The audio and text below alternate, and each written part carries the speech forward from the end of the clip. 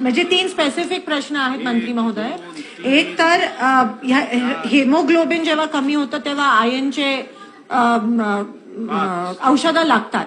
पण अलीकडे शिबिरांची प्रथा एवढी झाली आहे सोलापुरात आणि सगळीकडे आरोग्य शिबिर की सगळ्या गोळ्यांचा वाटप हे शिबिरांमध्ये होतो. आणि ज्यांना नकोय त्यांना पण जबरदस्ती त्या गोळ्या दिल्या जातात. आयनच्या असतील, सगळ्या शुगरच्या असतील, आजार नसताना पण गोळ्या वाटप केली जाते.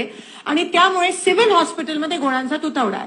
सिव्हिल हॉस्पिटलमध्ये गरोदर महिलांना आयनच्या गोळ्या औषधं उपलब्धच नाहीयेत, कारण का त्याची वाटप ह्या शिबिरांमध्ये झाली आणि काही प्रमाणात शिबिरांमध्ये एक्सपायर्ड असलेल्या गोळ्या पण दिल्या. आता तुम्ही महाराष्ट्राच्या जनतेला तुम्ही व्हेंटिलेटरवर ठेवलंय, कारण का ह्या सिव्हिल हॉस्पिटलमध्ये, महाराष्ट्राच्या अनेक सिव्हिल हॉस्पिटलमध्ये गेले 6-7 महिने सीटी स्कॅन मशीन बंद आहेत. त्यांना तुम्ही सांगता प्रायव्हेट हॉस्पिटलमध्ये जा, तिकडे ते 1500 रुपये घेतात.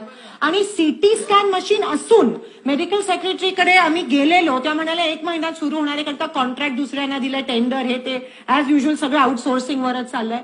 सोलापूर सिव्हिल हॉस्पिटलमध्ये पूर्ण हैदराबाद, आंध्रची लोक येतात, कर्नाटकची लोक येतात, आणि तुम्ही साधी सीटी स्कॅन मशीन अजून सुरू नाही करू शकलात.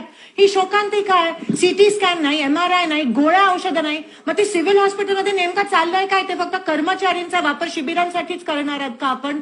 हा माझा पहिला प्रश्न आहे. आणि दुसरा प्रश्न, सोलापुरातच एक 100 बेडेड शिशु आणि महिलांचं हॉस्पिटल तयार आहे, 1 वर्षापासून तयार आहे.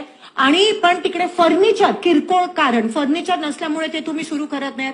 सिव्हिल हॉस्पिटलचं प्रेशर जे आहे ते कमी करण्यासाठी तुम्ही हे हॉस्पिटल सुरू केलं आमच्या काळात, आणि आता ते तुम्ही म्हणजे चालू करत नाही आहात. ते फक्त इमारत तयार आहे. तर हे 2 प्रश्न आहेत स्पेसिफिक, आणि प्लीज हे टाइम बाउंड उत्तरं द्या. सीएसची मीटिंग घेऊ, टाइम बाउंड उत्तरं द्या की सिव्हिल हॉस्पिटल सोलापूरला सीटी स्कॅन मशीन कधी सुरू होणार आहे. आपल्याकडं सिव्हिल हॉस्पिटल हे वैद्यकीय शिक्षणाच्या अंडर खाली येतं ताई.